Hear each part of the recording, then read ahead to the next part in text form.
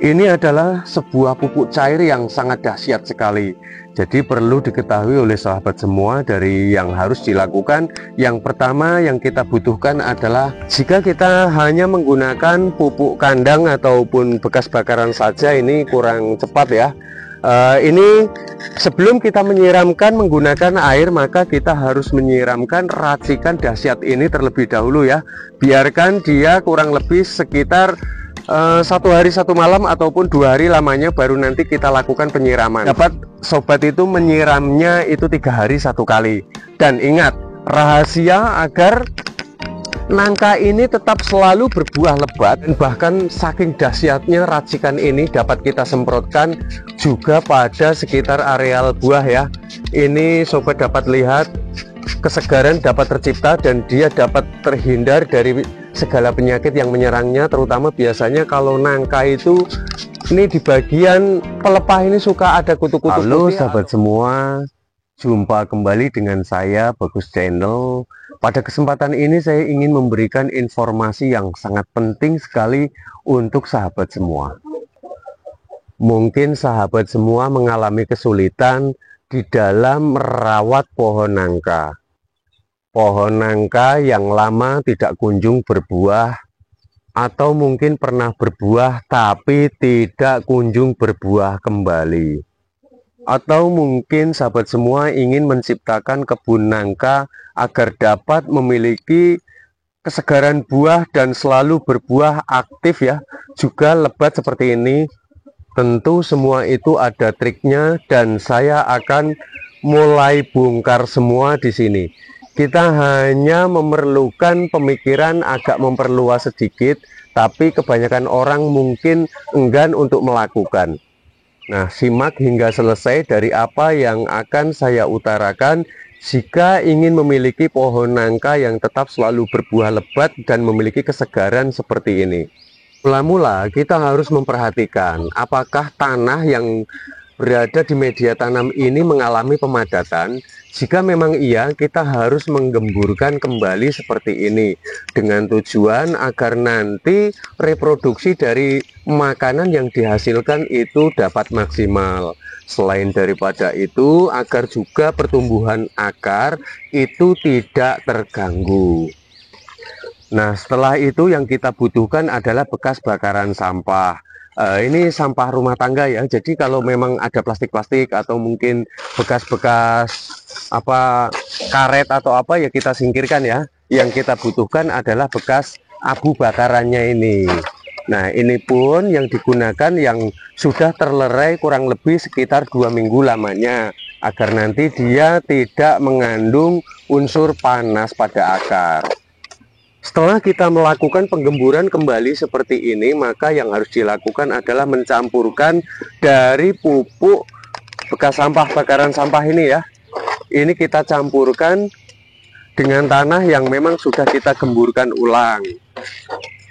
Seperti ini, pastikan semuanya tercampur dengan sangat merata dan jangan sampai terjadi pemadatan kembali. Ini yang harus dilakukan pada proses awalnya. Dan untuk mempermudah dari penguraiannya, maka kita membutuhkan sebuah racikan agar nanti dari sel-sel pembuahan pohon nangka ini akan segera dapat tercipta. Ini adalah sebuah pupuk cair yang sangat dahsyat sekali. Jadi perlu diketahui oleh sahabat semua dari yang harus dilakukan. Yang pertama yang kita butuhkan adalah air, ini bekas cucian beras ya. Jadi bisa dikatakan air leri ini sudah difermentasi, jadi kita diamkan, jangan kita buka selama 1 minggu. Setelah itu yang harus dilakukan, kita masukkan ke dalam 1 ember. Nah, kita perlu meraciknya terlebih dahulu agar dia dapat bekerja secara optimal. Dan setelah semua tercampur, maka bahan yang dibutuhkan adalah, ini kita dapat menggunakan penyedap rasa ya. Ini saya menggunakan koki, jadi sahabat bisa menggunakan Miwon, koki atau merek-merek yang lain. Nah, maka dalam takarannya 1 botol bekas aqua ini ya, ini 1,5 liter, maka yang kita butuhkan hanyalah 1 sendok teh saja. Ini sudah cukup ya.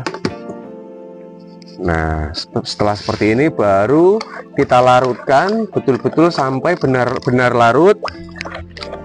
Dan dalam pengaplikasiannya, karena kita itu memang perlu menyiramkan pada sekitar areal akar ya, tapi kita juga membutuhkan semprotan seperti ini karena di akar saja itu tidak cukup secara maksimal, maka kita membutuhkan botol semprot atau bisa juga mungkin kalau mau disiramkan di sekitar areal batangnya. Karena kebetulan kemarin ini bekas racikan kemarin itu masih aku sediakan, jadi aku tinggal membuat racikan ini untuk yang akan aku siramkan di sekitar areal akar. Jika kita hanya menggunakan pupuk kandang ataupun bekas bakaran saja, ini kurang cepat ya. Ini sebelum kita menyiramkan menggunakan air, maka kita harus menyiramkan racikan dahsyat ini terlebih dahulu ya. Biarkan dia kurang lebih sekitar 1 hari 1 malam ataupun 2 hari lamanya, baru nanti kita lakukan penyiraman. Dari pupuk cair tersebut ini nanti berfungsi untuk agar dia itu mudah diaplikasikan ya, nanti akan bercampur cepat berlarut. Itulah alasannya kita harus menggunakan pupuk cair. Lalu hal berikut yang harus dilakukan adalah dengan cara sistem penyemprotan. Kita harus menyemprotkannya ke seluruh bagian. Ini dari, ya pokoknya sebisanya ya, sebisanya ini dari batang atas sampai keseluruhan. Racikan tersebut ini sangat bagus sekali untuk memancing pertumbuhan dari pembuahan ataupun dari tumbuhnya mata tunas yang baru. Dan bahkan saking dahsyatnya racikan ini dapat kita semprotkan juga pada sekitar areal buah ya. Ini sobat dapat lihat, kesegaran dapat tercipta dan dia dapat terhindar dari segala penyakit yang menyerangnya, terutama biasanya kalau nangka itu ini di bagian pelepah ini suka ada kutu-kutu putih ataupun dihinggapi oleh semut. Nah, dengan begini maka akan dapat terhindar dari segala hama penyakit yang akan menyerang buah nangka kita.